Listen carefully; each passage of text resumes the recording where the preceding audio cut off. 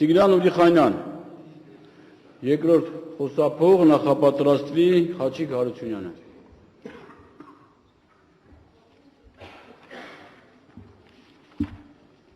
Հարցս ունի առողջապահական ծագում, հենց առողջապահական, բայց ուղղված է վարչապետին, կառավարությանը։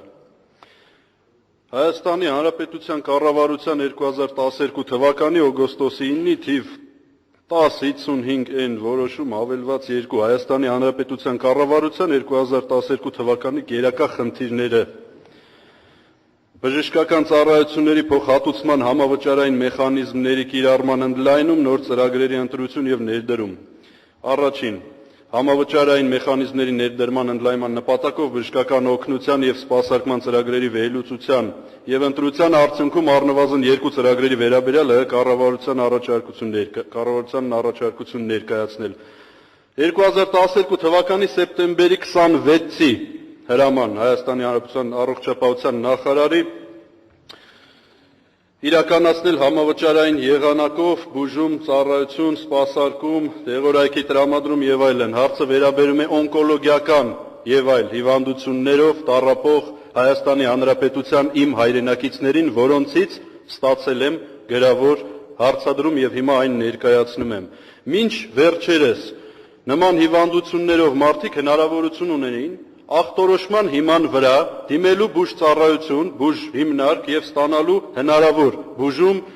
սպասարկում, նաեւ դեղորայք, քիմիոթերապիա մասնավորաբար։ Այս պահից սկսած այդ հիվանդները պարտավոր են հանել կարգ, ստանալու համապատասխան կարգ ընդգրկվելու համար սեպտեմբերի 26-12 թիվ 2148 հրաման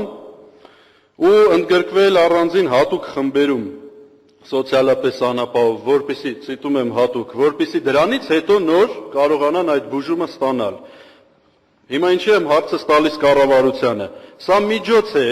այդ 2-3, չգիտեմ ինչքան ամիսների ընթացքում միջև քաղցկեղով հիվանդ մարդը կգնա կհանի կարգ։ Միջոց է բյուջե գումարներ ապահովելու, լրացնելու համար, մինչև այդ մարդիկ մահանան, Աստված բոլորին պահապան եւ առողջություն բոլորին։ Արդյունքը պատասխանի առողջապահության նախարար Դերենիկ Դումանյանը, համեցեք պարոն Դումանյան։ Շնորհակալություն հարցի համար։ Նախ ուզում եմ ասել, որ համավճարի սկզբունքը դրված է արդեն քանի տարի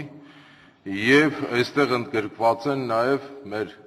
հայրենակիցներ, որոնք ստանում են շտապ անհետաձգելի բժշկական օգնություն եւ գինեկոլոգիական օգնություն։ Ամբողջ խնդիրը կայանում է նրանում, որ համավճարով մեր միակ նպատակն է, որ ստվերում եղած գումարները մենք կարողանանք բերել օրինական դաշտ։ Պետք է ասեմ, որ անցած տարվա ընթացքում միայն համավճարներից շուրջ 800 միլիոն դրամ ուրեմն գումար օֆիցիալ մուծվել է պետական բյուջե։ Ինչ վերաբերում է օնկոլոգիային,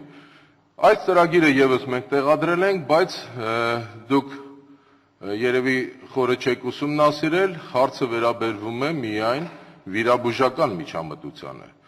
Խոսքը չի վերաբերվում քիմիոթերապիային եւ ճառագայթային բժշկությանը։ Բացի դա,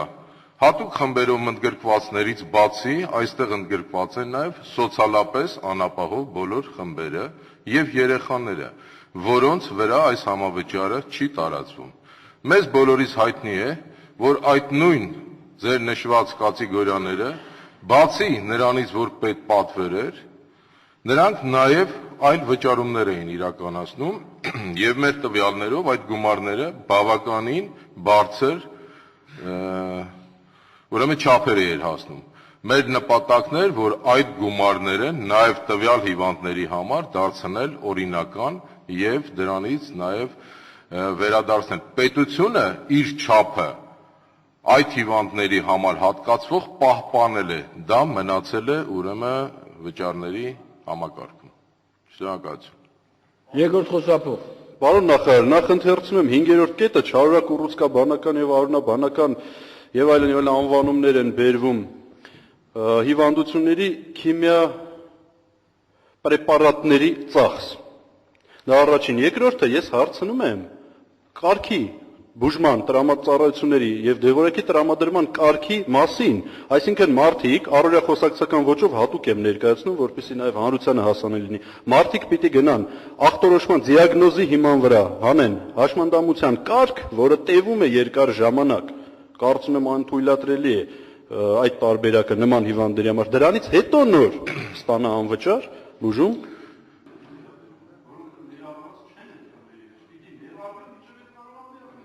Դե հիմա կարողա բուժվեն եւ չգնան այդ խմբերի մեջ մտնեն։ Ինչի մասին է խոսքը։ Շնորհակալություն։